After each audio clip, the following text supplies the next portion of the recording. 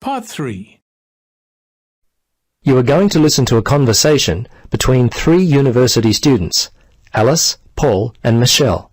They are discussing various aspects of an upcoming biology assignment.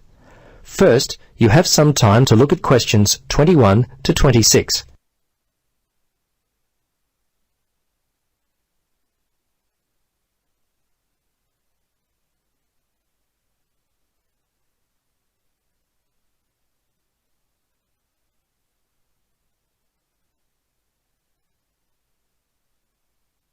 Now listen and answer questions 21 to 26.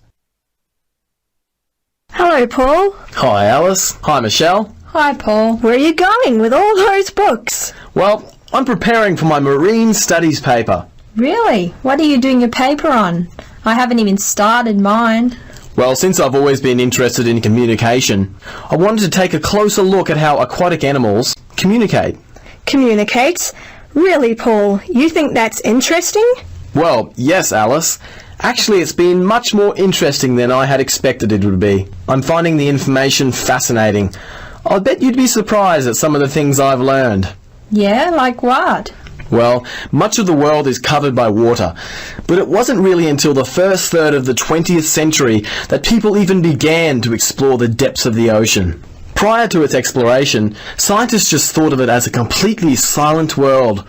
Of course, today we know it is full of sounds. Such as? Well, all kinds of living things in the ocean, from prawns to whales, call back and forth to each other. How do we know that prawns talk to one another? Good question.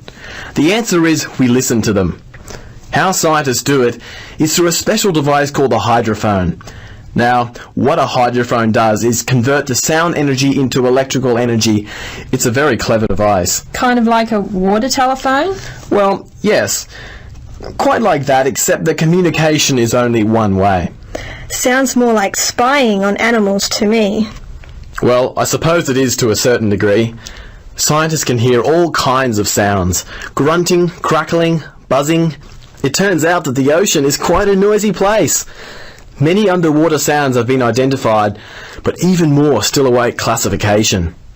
Fish in a public aquarium are quite, well, talkative. So scientists have been able to record their sounds and match them with mystery calls heard from the open sea. So who's the noisiest in the underwater world? I'll bet it's the dolphin. You're right, the dolphin is noisy. But by far the most widespread and persistent noisemakers are the smaller animals living in the sea. Not fish, but an animal that lives on the sea floor and grows no more than about 5 centimetres. Here, have a look at this table I've started. Ah, I see. The snapping shrimp is the noisiest sea creature. This is interesting. It makes its sharp snapping sound with its enlarged claw, which also functions like a water pistol. Yes, I was reading millions of these animals just offshore have been known to frighten people walking along the beach in Japan. And this is interesting. It says here that seahorses in an aquarium made such a loud noise that people could hear them from across the room. These little creatures are amazing. Before you listen to the rest of the conversation, you have some time to look at questions 27 to 30.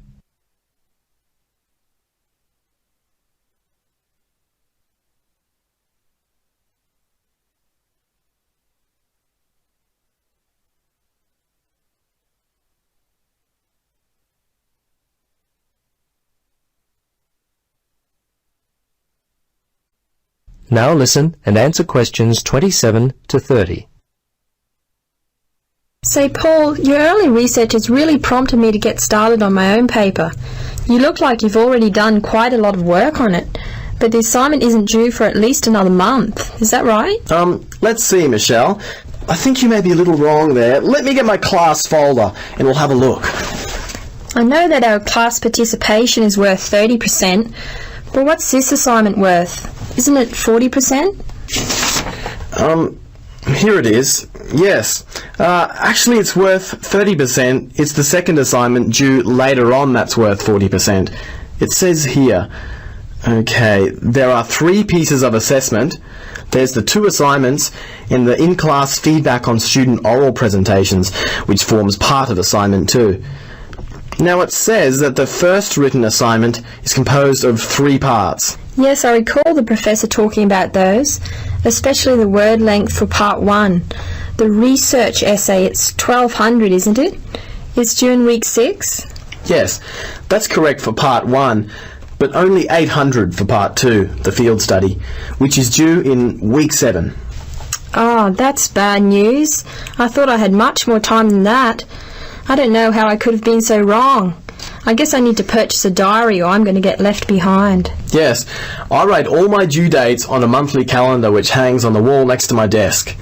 I found that this has helped me to stay organised. I usually divide the project into weeks. Each week, I set aside some time for all of my assignments. For example, Part 3, the report on findings, isn't due till week 9, but I've already started working on it. Wow, I'm impressed. I guess you lead a pretty worry-free life. Not at all. It just means I get a little more sleep than most students around the due date of the assignment. Well, Paul, you certainly have inspired me. Yeah, me too. I'll be purchasing a desk calendar as soon as I get a chance. Well, I'm off. Alice, Michelle, it was great talking to both of you. All the best with your assignments. Thanks. Bye. Bye.